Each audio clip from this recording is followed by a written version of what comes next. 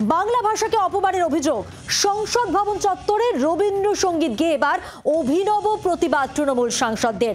সংসদ ভবন চত্বরে বাংলার মাটি বাংলার জল, তৃণমূলের পাশে দাঁড়ালো কংগ্রেস।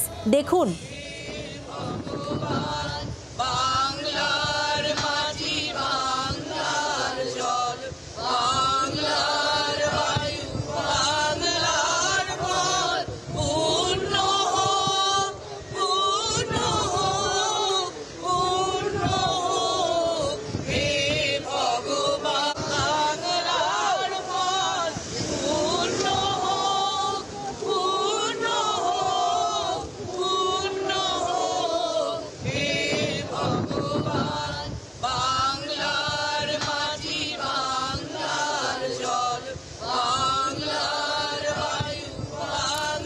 মমতা বন্দ্যোপাধ্যায় বারবার তার বক্তব্যে একটা কথা কিন্তু স্পষ্ট করেছেন যে বাংলা ভাষা ছাড়া ভারত নয়, ভারত হতে পারে না। তাই বাংলা ভাষাকে ভারতবর্ষে দাঁড়িয়ে কেউ অপমান করলে তা তিনি বরদাস্ত করবেন না। আর আজকে যে ছবি আমরা দেখতে পাচ্ছি, একেবারে অভিনব প্রতিবাদ তৃণমূল সাংসদদের। আর এই নিয়ে কথা বলবো, আমাদের সঙ্গে টেলিফোন লাইনে রয়েছেন, আরো বিস্তারিত জানাবেন আমাদের প্রতিনিধি রাজীব চক্রবর্তী।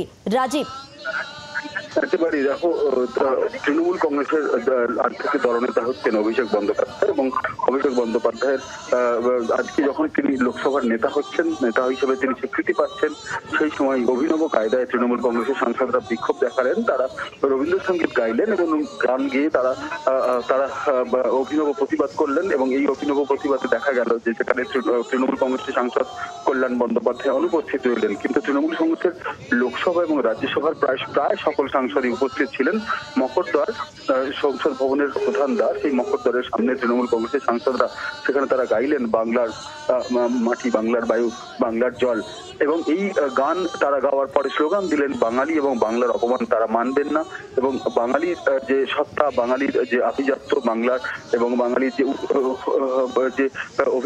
আভিজাত্য রয়েছে, সেই যে পুরো বিষয়টিকে কিন্তু তারা তুলে ধরছেন। এবং এক্ষেত্রে বাঙালি অস্মিতার পুরো বিষয়টিকে তারা আবারও সংসদ ভবনে আরো একবার তুলে ধরলেন, যেদিন কিনা অভিষেক বন্দ্যোপাধ্যায় লোকসভার দলনেতা হিসেবে তিনি আজকে স্বীকৃতি পাবেন, তিনি একটি চিঠি জমা দেবেন। আর সেই দিনই কিন্তু বাঙালি এবং বাংলা ইস্যুতে তৃণমূল আরো সুখ চড়াচ্ছে।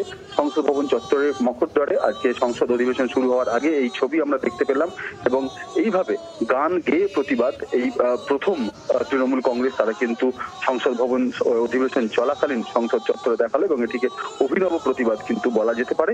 এবং এক্ষেত্রে তারা একটা বড় ব্যানার নিয়ে এসেছিলেন, যেখানে তারা বাঙালির অপমান বাংলার অপমান মানবো না, এই ধরনের একদমই অবশ্যই অভিনব প্রতিবাদ। আপাতত ধন্যবাদ রাজীব তোমাকে। বিজেপি নেতা রাহুল সিনহা রয়েছেন এই মুহূর্তে আমাদের সঙ্গে টেলিফোন লাইনে। রাহুল বাবু, সংসদ ভবন চত্বরে এই মুহূর্তে যে ছবি আমরা দেখাচ্ছিলাম, রবীন্দ্রসঙ্গীত গিয়ে অভিনব প্রতিবাদ জানালেন তৃণমূল সাংসদরা। কি বলবেন এই প্রতিবাদ নিয়ে, এই কর্মসূচি নিয়ে? দেখুন, বিষয় হচ্ছে, একটা বাংলায় প্রবাদ আছে, মরণকালে হরিণ নাম। অর্থাৎ এখন তৃণমূলের সংকট কাল এসছে। এখন রবীন্দ্রনাথ, নেতাজি সুভাষ, স্বামী বিবেকানন্দ, রামকৃষ্ণ, নজরুল ইসলাম সব মনে পড়ছে। আর এই এত বছর সরকার চললো, সেখানে রবীন্দ্রনাথের কোনো স্থান নেই। সেখানে রবীন্দ্রনাথের ছবির পাশে মমতা ব্যানার্জির ছবি, অর্থাৎ রবীন্দ্রনাথ আর মমতা ব্যানার্জি সমতুল্য। যারা এইভাবে রবীন্দ্রনাথকে অপমান করে, তারা এখন বেকায়দায় পড়ে এখন বাঁচতে, রবীন্দ্রনাথকে আঁকড়ে ধরে বাঁচতে চাইছে। অতএব সংসদের এই নাটক, এটা সবাই বুঝে গেছে। অতএব এই নাটকে কোনো কিছু হবে না। যে তিমিরে তৃণমূল আছে, সেই তিমিরেই থাকবে। অনেক ধন্যবাদ কথা বলার জন্য। কথা বললাম বিজেপি নেতা রাহুল সিনহার সঙ্গে। বাংলার আওয়াজ, বাঙালির আবেগ, জি 24 ঘন্টা।